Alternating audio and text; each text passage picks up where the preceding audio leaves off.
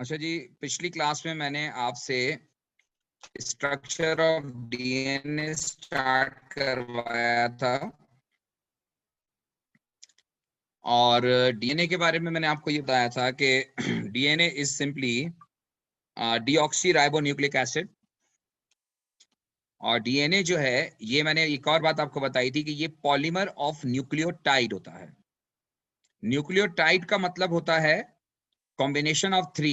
One is sugar molecule जो कि deoxyribose होता है, 5 मेंबर्ड रिंग। एक इसमें फॉस्फेट होता है और एक इसमें नाइट्रोजन कंटेनिंग बेस होता है, ऑर्गेनिक बेस होता है। अब थोड़ा सा इसकी मैं डिटेल में आज जाऊंगा कि ये एक न्यूक्लियोटाइड कैसे बनता है। पहले आप जरा इस बात को समझिएगा। देखिए, ये डीऑक्सीराइबोज का फॉर्मूला है। डीऑक्सीराइबोज में कार्बन नंबर 1 पर OH होता है, कार्बन नंबर 2 पर OH नहीं होता, कार्बन नंबर 3 पर OH होता है, कार्बन नंबर 4 पर OH नहीं होता और कार्बन नंबर 5 पर OH होता है। होता यह है कि जब न्यूक्लियोटाइड बनना शुरू होता है तो कार्बन नंबर 5 का जो OH है, कार्बन नंबर 5 का OH और फास्फोरिक एसिड का OH, ये दोनों इन्वॉल्व होते हैं।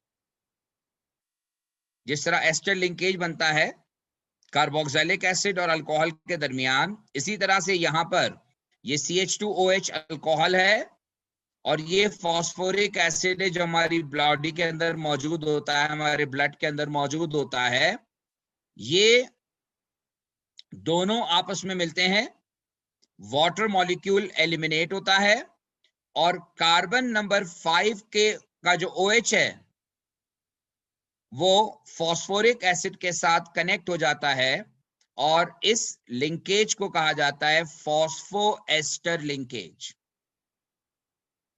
ये लिंकेज कहलाता है फॉस्फोएस्टर लिंकेज। मैं रिपीट कर रहा हूं, कार्बन नंबर 5 फिक्स्ड है ये, क्योंकि आपको मैंने कल भी कहा था कि हम बायोकेमिस्ट्री पढ़ रहे हैं, हम डीएनए का स्ट्रक्चर पढ़ रहे हैं कि डीएनए होता कैसा है। हम ये नहीं पढ़ रहे कि रिएक्शन 5 पे क्यों नहीं हो रहा, 1 पे क्यों नहीं हो रहा, 3 पे क्यों नहीं हो रहा। मैं जो आपको बात बता रहा हूं, ये वो बात बता रहा हूं जो हमारी बॉडी के अंदर मौजूद है।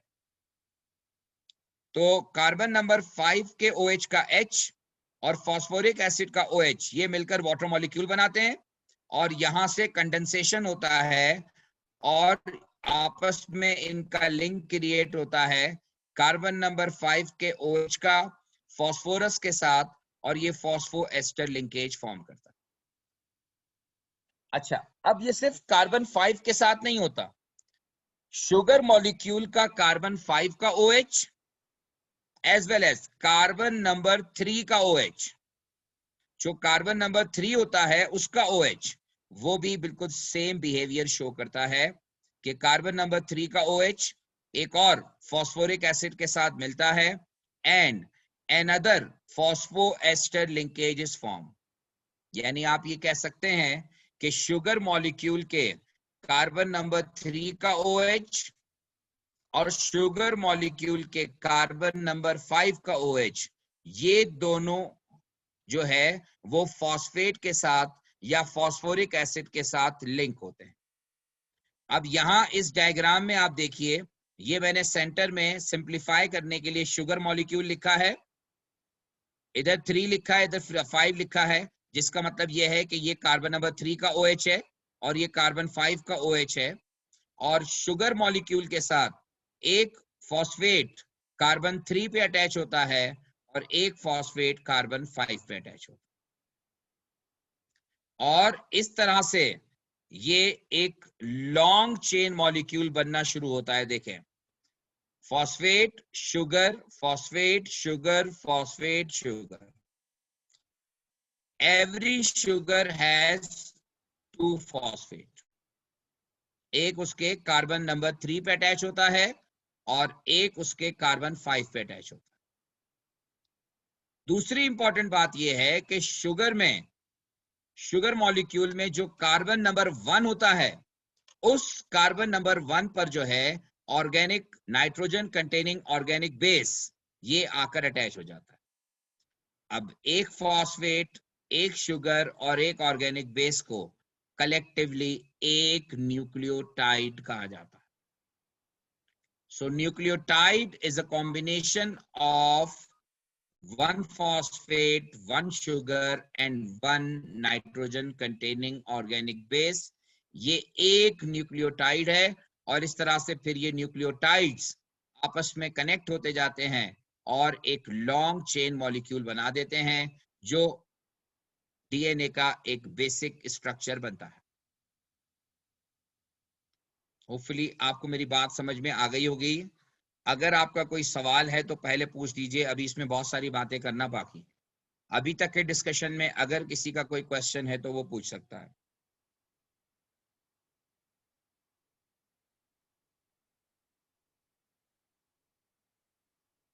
अच्छा जी, अब मैं आपको आपकी बुक का एक एक्सट्रैक्ट दिखा रहा हूं. ये आपकी बुक का पेज है जो शायद अभी आपके साथ शेयर हो रहा हो, और अगर नहीं हो रहा तो जी मैं शेयर कर देता हूं. ये शेयर हो रहा है. इस में वही कहानी है. देखें, ये डीऑक्सीराइबोज है, शुगर मॉलिक्यूल, ये फॉस्फेट और ये ऑर्गेनिक बेस. अब अगली बात जो मैं आपको बताने जा रहा हूं वो ये है कि मैंने कहा कि यहां पर एक nitrogen containing organic base attach होता है. तो ये नाइट्रोजन कंटेनिंग ऑर्गेनिक बेस जो है, ये टोटल 4 ऑर्गेनिक बेसेस हैं जो कि इन्वॉल्व होते हैं. इन 4 ऑर्गेनिक बेसिस के अलावा कोई और ऑर्गेनिक बेस डीएनए के स्ट्रक्चर में मौजूद नहीं होता. नाइट्रोजन कंटेनिंग ऑर्गेनिक बेस का बिल्कुल भी ये मतलब नहीं है कि कोई भी हो सकता है. नाइट्रोजन कंटेनिंग ऑर्गेनिक बेस का मतलब ये है कि ये 4 ऑर्गेनिक बेसिस हैं. ये 4 में से कोई भी ऑर्गेनिक बेस यहां पे हो सकता है. अब सवाल ये है कि कोई प्रेफरेंस है कि कौन होगा कौन नहीं होगा, तो ऐसा नहीं है. ये 4 ऑर्गेनिक बेसिस का नाम आपको याद रखना है. Adenine symbol A, guanine symbol G, thymine symbol T, cytosine symbol C. यानी ये 4 जो ऑर्गेनिक बेसिस हैं, इन चारों ऑर्गेनिक, हर न्यूक्लियोटाइड के साथ एक ऑर्गेनिक बेस होता है और वो ऑर्गेनिक बेस इन चारों में से कोई भी एक हो सकता है. होपफुली आपको मेरी ये बात समझ में आ गई होगी. अब यहां ये न्यूक्लियोटाइड्स आपस में कनेक्ट होना शुरू होते हैं.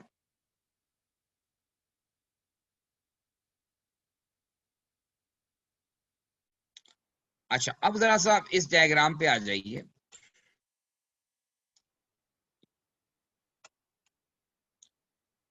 इस डायग्राम में लिखा हुआ है 3 प्राइम 5 प्राइम. अब जरा इसका मतलब समझ लीजिए. ये तो वही है जो बेसिक स्केलेटन चल रहा है कि एक शुगर के साथ 2 फॉस्फेट, एक फॉस्फेट के साथ 2 शुगर. तो बेसिकली जो डीएनए का बैकबोन होता है वो sugar phosphate sugar phosphate sugar phosphate, ये तो कॉमन होता है. डीएनए जो डिफर करता है वो डिफर करता है on the basis of sequence of organic bases. ये ऑर्गेनिक बेसिस के सीक्वेंस से डिफर करता है. यहां मैंने ए लिखा है यानी adenine, G for guanine, T for thymine. जरूरी नहीं है कि एडेनिन के बाद ग्वानिन है. एडेनिन के बाद 10 दफा एडेनिन भी आ सकता है. जिस तरह मैंने प्रोटीन के मॉलिक्यूल में आपको बताया था कि प्रोटीन में जो अमाइनो एसिड के मॉलिक्यूल है उनका सीक्वेंस फिक्स नहीं होता. हर प्रोटीन का अपना ऑर्गेनिक सीक्वेंस होता है. इसी तरह से हर इंसान का, हर डीएनए का एक अपना ऑर्गेनिक बेस का सीक्वेंस होता है, जिसकी वजह से एक इंसान का डीएनए दूसरे इंसान से मैच नहीं करता. और एक डीएनए दूसरे डीएनए से जो डिफर करता है वो डिफर करता है on the basis of sequence of organic base.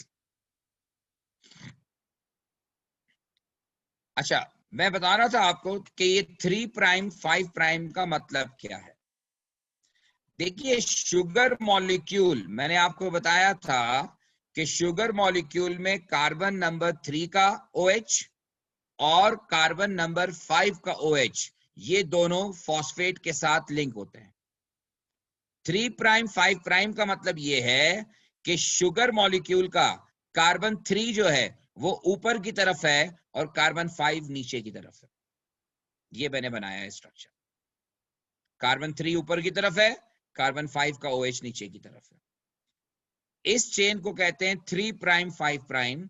3 prime 5 prime का मतलब ये है कि कार्बन शुगर मॉलिक्यूल के कार्बन नंबर 3 का OH ऊपर की तरफ है और कार्बन 5 का OH नीचे की तरफ है। और फिर हर शुगर मॉलिक्यूल के साथ एक एक ऑर्गेनिक बेस कनेक्टेड है। अब सवाल यह है कि क्या ये डीएनए कंप्लीट हो गया? तो इसका आंसर है नो। डीएनए जो है ये कहलाता है डबल हेलिक्स स्ट्रक्चर। और डीएनए में क्या होता है कि 2 strands connected with each other. 2 strands होती हैं जो आपस में कनेक्टेड होती हैं थ्रू हाइड्रोजन बॉन्डिंग।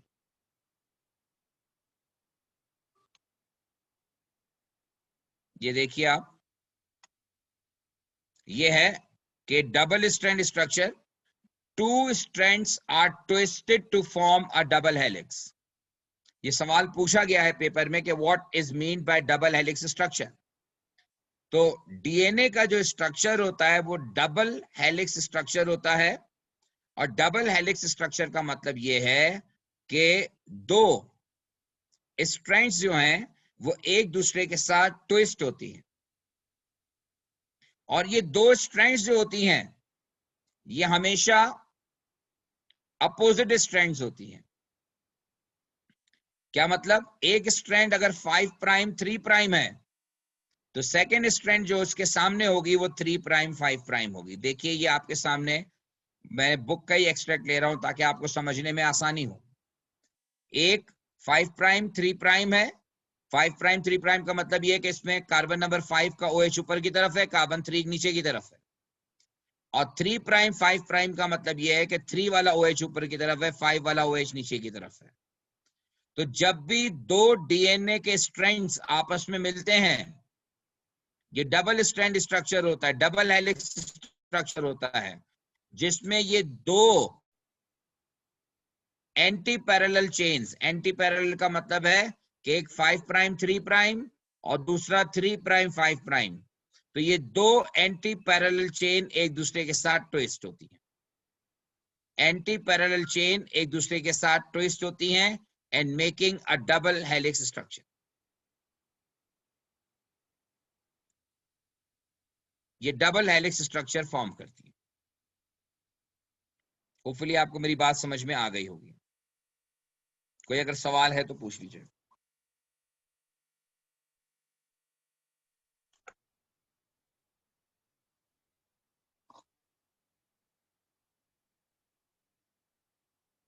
अच्छा जी, ठीक है। अब अगली एक और इंपॉर्टेंट बात वो ये है कि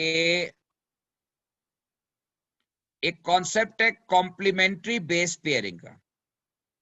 कॉम्प्लीमेंट्री बेस पेयरिंग का मतलब ये है कि जब ये 2 स्ट्रैंड्स एक दूसरे के साथ कनेक्ट होते हैं, जब ये एक दूसरे के साथ ट्विस्ट होते हैं, डबल हेलिक्स स्ट्रक्चर फॉर्म करते हैं, डबल स्ट्रैंड स्ट्रक्चर फॉर्म करते हैं, तो हमेशा कॉम्प्लीमेंट्री बेस पेयरिंग होती है।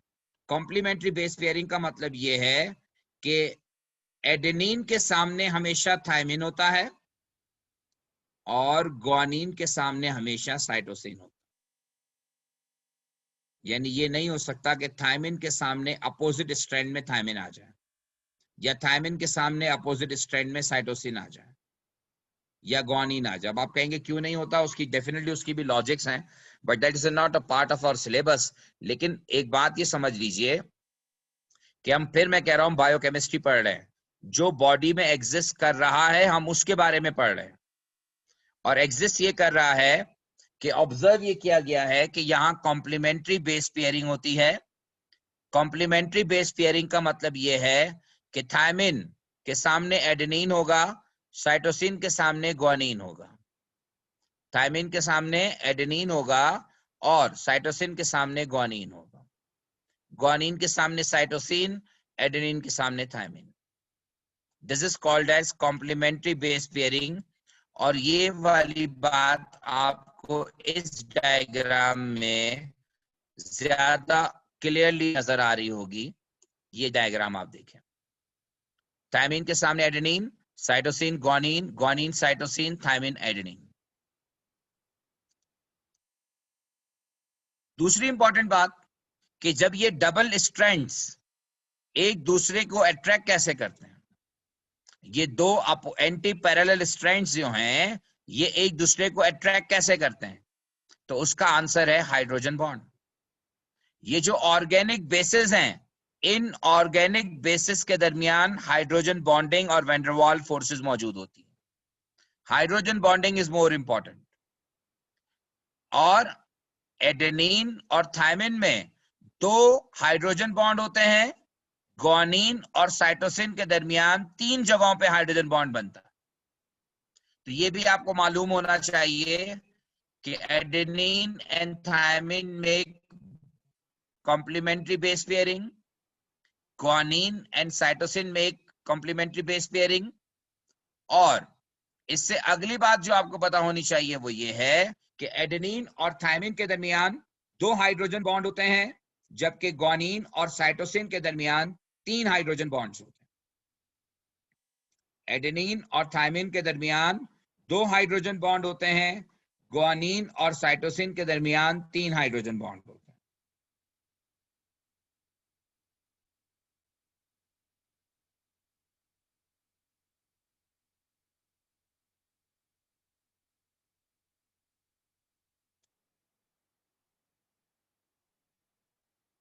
ये डायग्राम है जो मैंने डबल हेलिक्स स्ट्रक्चर की बनाई है। हाइड्रोजन बॉन्डिंग का आपको कॉन्सेप्ट दे दिया और फिर बता दिया कि एडेनिन और थायमिन के दरमियान 2 हाइड्रोजन बॉन्ड और ग्वानिन और साइटोसिन के दरमियान 3 हाइड्रोजन बॉन्ड। ये स्ट्रक्चर जो है कहलाता है स्ट्रक्चर ऑफ डीएनए। अब एक, जैसे मैंने पहले भी आपको कहा कि एक शख्स का दूसरे शख्स से डीएनए आपने सुना है मुख्तलिफ होता है, तो वो डीएनए में जो डिफरेंस होता है वो actually sequence of organic base की वजह से होता है। क्योंकि तमाम इंसानों के डीएनए में शुगर फॉस्फेट कॉमन चलता है। असल जो डिफर करता है वो ऑर्गेनिक बेस का सीक्वेंस है, और उसी सीक्वेंस की बेस पर मुख्तलिफ लोगों के फीचर्स, उनके कॉम्प्लेक्शंस, उनके आईज के कलर्स, उनके बालों के कलर, ये सारी की सारी जो चीजें डेवलप होती हैं, ये हमारा डीएनए रिस्पॉन्सिबल होता है। ये वो सारी इंफॉर्मेशन कैरी करता है।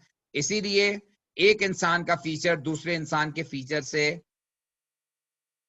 थोड़ा मुख्तलिफ होता है। बातों का हो जाता है एक जैसा किसी हद तक, लेकिन कहीं ना कहीं कोई डिफरेंस होता है। इवन जो ट्विन्स होते हैं उनमें भी फर्क होता है। सिर्फ आइडेंटिकल ट्विन्स होते हैं, आइडेंटिकल ट्विन्स वो होते हैं जिनमें फर्टिलाइजेशन एक ही एग के अंदर होती है, तो वो आइडेंटिकल ट्विन्स होते हैं।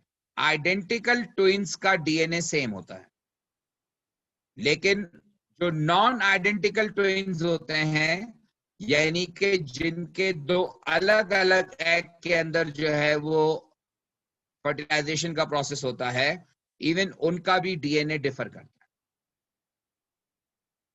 इसीलिए डीएनए प्रोफाइलिंग करके आप किसी भी शख्स के को पहचान सकते हैं। जैसे कोई एक्सीडेंट हो गया, उसमें लोगों की डेथ हो गई, लाशें जल गई। अब आपने सुना होगा कि जी डीएनए, हम डीएनए मैचिंग कर रहे हैं, डीएनए प्रोफाइलिंग कर रहे हैं, तो उसमें किया यही जाता है, चूंकि जो डीएनए बनता है वो आपको हाफ डीएनए पेरेंट से मिलता है, मदर से, हाफ मिलता है फादर से। इसी वजह से बच्चे का जो डीएनए होता है वो यूनिक होता है, लेकिन कुछ कंपोनेंट ऐसा होता है डीएनए का जो कि आपके फादर और मदर से मैच करता है। तो इस तरह से या फैमिली मेंबर से मैच करता है। तो इस तरह से डीएनए प्रोफाइलिंग करके आप आइडेंटिफाई कर सकते हैं। इसी तरह डीएनए प्रोफाइलिंग मुजरिमों को आइडेंटिफाई करने में इस्तेमाल होती है। हमारे पास तो हमारे मुल्क में तो खैर डीएनए प्रोफाइलिंग का डाटा ही नहीं है, लेकिन दुनिया के बहुत सारे मुल्कों में, दुनिया के बहुत सारे मुल्कों में जो है वो जब बच्चा पैदा होता है तो उसकी डीएनए प्रोफाइलिंग कर दी जाती है। यानी कि जैसे आपने पुराने जमाने में, हमारे यहाँ तो अब भी होता है कि फिंगरप्रिंट से मैचिंग की जाती है। आप देखते हैं वो कहते हैं जी हमने डेटा नादरा को भेज दिया है। अब नादरा फिंगरप्रिंट मैच करता है। फिंगरप्रिंट कभी मिलते हैं कभी नहीं मिलते, फिंगरप्रिंट अच्छे होते हैं कभी नहीं होते, इंप्रेशन सही होते हैं नहीं होते, नादरा का रिकॉर्ड मिला नहीं मिला। लेकिन जो डीएनए दुनिया के दूसरे मुल्कों में, जैसे मैंने कहा कि बच्चा जो पैदा होता है उसके बाद उसका डीएनए सैंपल लेकर उसकी डीएनए प्रोफाइलिंग करके उसका रिकॉर्ड बना दिया जाता है। अब अगर फर्ज करें कि किसी जगह पे कोई क्राइम हुआ, उस क्राइम सीन में जो है कोई सैंपल मिल गया, तो वो उसकी डीएनए प्रोफाइलिंग करते हैं और जो उनके पास अपना रिकॉर्ड होता है उससे मैच कर लेते हैं, जिसके साथ मैच पकड़ लेते हैं।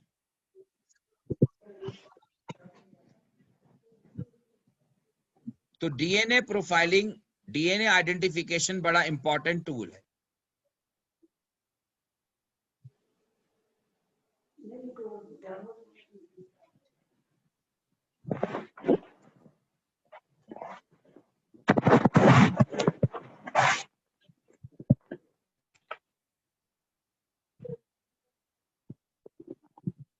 अच्छा, अब एक चीज और मैं आपको बताऊं, कभी कभार सवाल इस तरह पेपर में आता है कि एग्जामिनर आपसे कहता है कि एक डीएनए का स्ट्रक्चर है उसमें एडेनिन 30% है और वो आपसे कहता है कि find out percentages of other organic basis, find out percentages of other organic basis. तो अगर एडेनिन 30% है तो आपको पता है कि adenine will make complementary base pairing with thymine. तो अगर एडेनिन जो है वो 30% है तो अगर एडेनिन 30% है तो थायमिन भी 30% होगा, ये फिक्स्ड है। और ये 30 + 30 टोटल 60% हो गया। इसका मतलब है कि रिमेनिंग ऑर्गेनिक बेसिस आर 40%।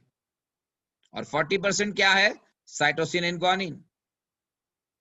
इसका मतलब यह है कि साइटोसिन 20 और ग्वानिन भी 20 है, क्योंकि ये भी दोनों इक्वल होते हैं। वजह यह है कि अगर साइटोसिन होगा तो वहां ग्वानिन होना जरूरी है, क्योंकि दोनों एक दूसरे के साथ कॉम्प्लीमेंट्री बेस पेयरिंग कर। तो ये कॉन्सेप्ट है। कभी कभार इस तरह का सवाल भी पास पेपर में आया हुआ है, जहां पर एग्जामिनर आपको इस तरह से किसी एक ऑर्गेनिक बेस की परसेंटेज दे देता है और बाकी ऑर्गेनिक बेस की परसेंटेजेस आइडेंटिफाई करने को कहता है। ठीक है बेटा, यहां तक किसी किस्म का कोई कंफ्यूजन अगर आपको है तो आप पूछ लीजिए।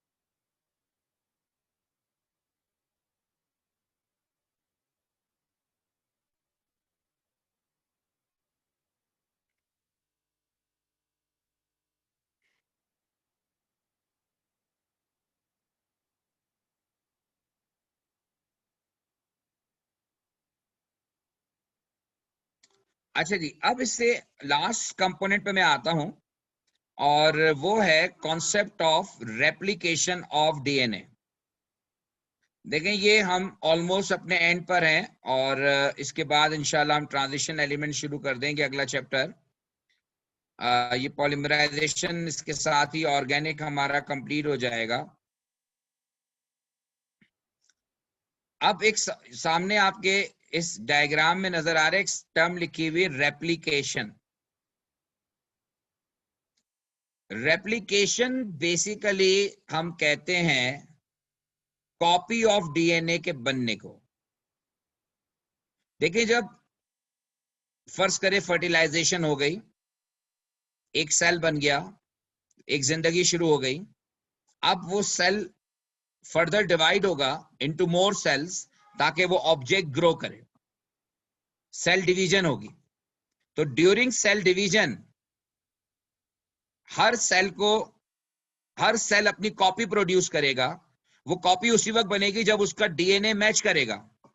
ऐसा नहीं हो सकता कि हर दफा एक नया डीएनए बने, क्योंकि वंस फर्टिलाइजेशन हो जाती है डीएनए डिसाइड हो जाता है। उसके बाद नए जितने भी सेल बनते हैं उनका डीएनए सेम होता है। तो सेल डिवीजन के दौरान हर डीएनए जो कि न्यूक्लियस के अंदर, जो सेल के अंदर डीएनए मौजूद होता है, वो सेल डिवीजन से पहले अपनी कॉपी प्रोड्यूस करता है, यानी कि एक डीएनए 2 डीएनए में कन्वर्ट होता है।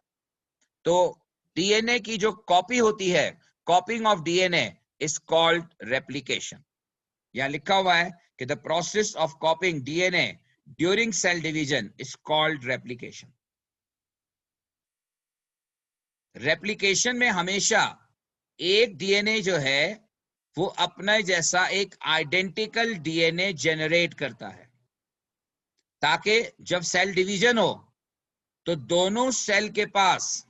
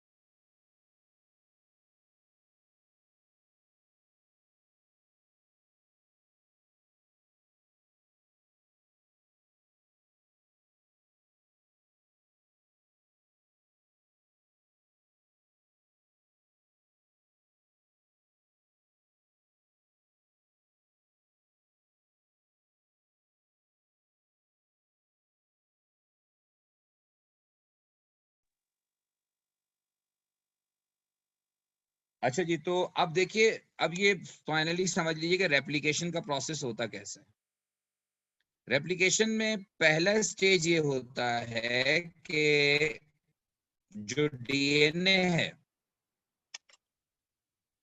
वो डीएनए जो है, ये डीएनए है डबल हेलिक्स स्ट्रक्चर।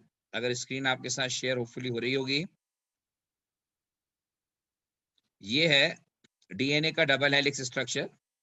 तो पहले स्टेप में ये डबल हेलिक्स स्ट्रक्चर जो है वो अनवाइंड होना शुरू होता है, यानी कि जो ऑर्गेनिक बेसिस के दरमियान हाइड्रोजन बॉन्डिंग होती है, वो हाइड्रोजन बॉन्डिंग ब्रेक होना शुरू होती है। अब आप कहेंगे ये खुद से कैसे ब्रेक होगी, तो डेफिनेटली खुद से ब्रेक नहीं होगी। हमारी बॉडी में अल्लाह ताला ने मुख्तलिफ एंजाइम, ये सिर्फ एक एंजाइम नहीं होता, बहुत सारे एंजाइम्स यहाँ पर अप्लाई हो रहे होते हैं। और वो एंजाइम्स जो अप्लाई हो रहे होते हैं, वो एंजाइम्स जो है वो इस पर इफेक्ट करते हैं और ये हाइड्रोजन बॉन्डिंग को ब्रेक करना शुरू करते हैं, और इस तरह से स्ट्रक्चर में अनवाइंडिंग होना शुरू होती है। आप इन अदर वर्ड्स यूं समझें कि वो जो डबल स्ट्रैंड स्ट्रक्चर था, वो हाइड्रोजन बॉन्डिंग के ब्रेक होने की वजह से 2 स्ट्रैंड्स में कन्वर्ट हो जाएगा। अब आपके सामने डायग्राम, ये एक स्ट्रैंड है और ये दूसरा स्ट्रैंड है। यहां पर एडेनिन के सामने थायमिन था। अब क्या होगा कि दोनों स्ट्रैंड्स पर जो सिंगल स्ट्रैंड बने थे, इन दोनों पर एक नेक्स्ट स्ट्रैंड जनरेट होना शुरू होगा। ये सारी की सारी इंस्ट्रक्शन जो है वो डीएनए के पास मौजूद होती हैं जब वो रेप्लिकेशन का प्रोसेस कर रहा होता है। अब एडेनिन के सामने यहाँ थायमिन आएगा और थायमिन के सामने यहाँ एडेनिन आएगा, क्योंकि कॉम्प्लीमेंट्री बेस पेयरिंग शुरू हो जाएगी। और इस तरह से एक डीएनए जो है वो 2 डीएनए में कन्वर्ट हो जाएगा। अगर आप इसको थोड़ी और बेहतर डायग्राम देखना चाहते हैं, तो ये डायग्राम जो है वो आपको और बेहतर डायग्राम बताएगी।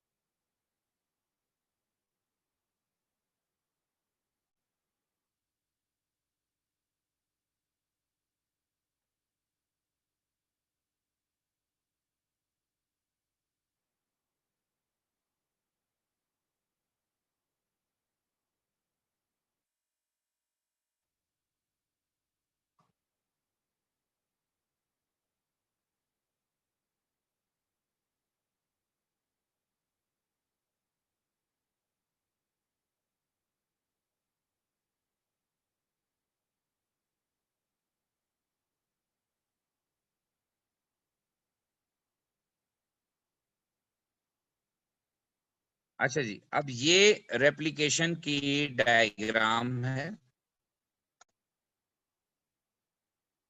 ये आप देखिए कि ये डबल स्ट्रैंड स्ट्रक्चर था, ये ब्रेक होना शुरू हुआ, यहां से ये अलग होना शुरू हुआ, और इस स्ट्रैंड पर भी और इस स्ट्रैंड पर भी न्यू स्ट्रैंड डेवलप होना शुरू हो गया।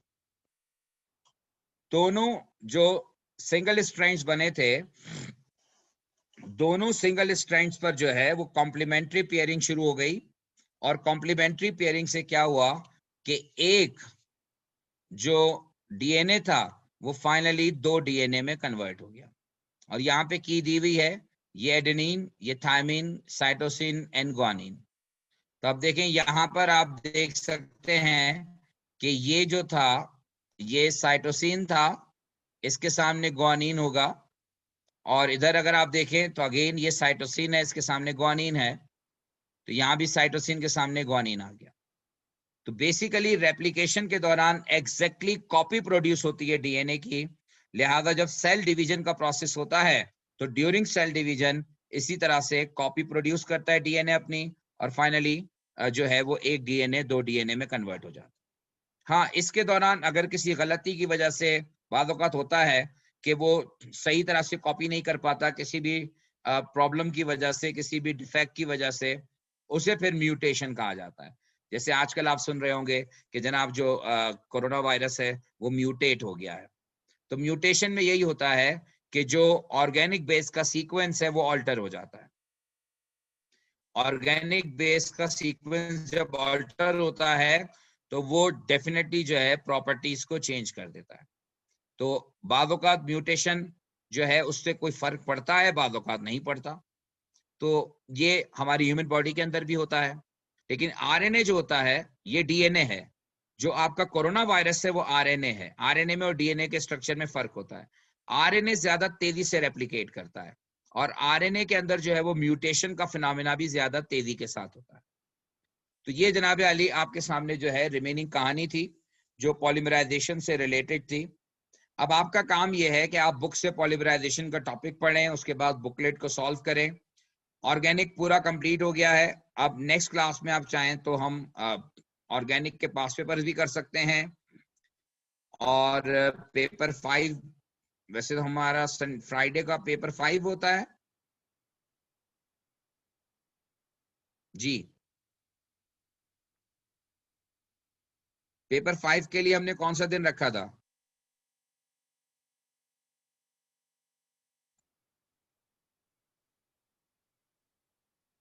Yes, Friday. तो ठीक है, आप इसको जो है वो कंप्लीट करें। नेक्स्ट वीक में कोई प्रॉब्लम हो ऑर्गेनिक के तो वो डिस्कस कर लीजिएगा। अगली क्लास में मैं पेपर 5 ही करवाऊंगा, ताकि जो पेपर्स आपने, क्योंकि पेपर 5 आपने काफी लेट स्टार्ट किया, तो तभी करवाऊंगा, उसके क्वेश्चंस करवाऊंगा, और फिर नेक्स्ट वीक से इंशाल्लाह हम जो है वो नया चैप्टर स्टार्ट करेंगे। किसी किस्म का कोई क्वेश्चन है अगर आपके जहन में, कोई प्रॉब्लम है तो पूछ लीजिए।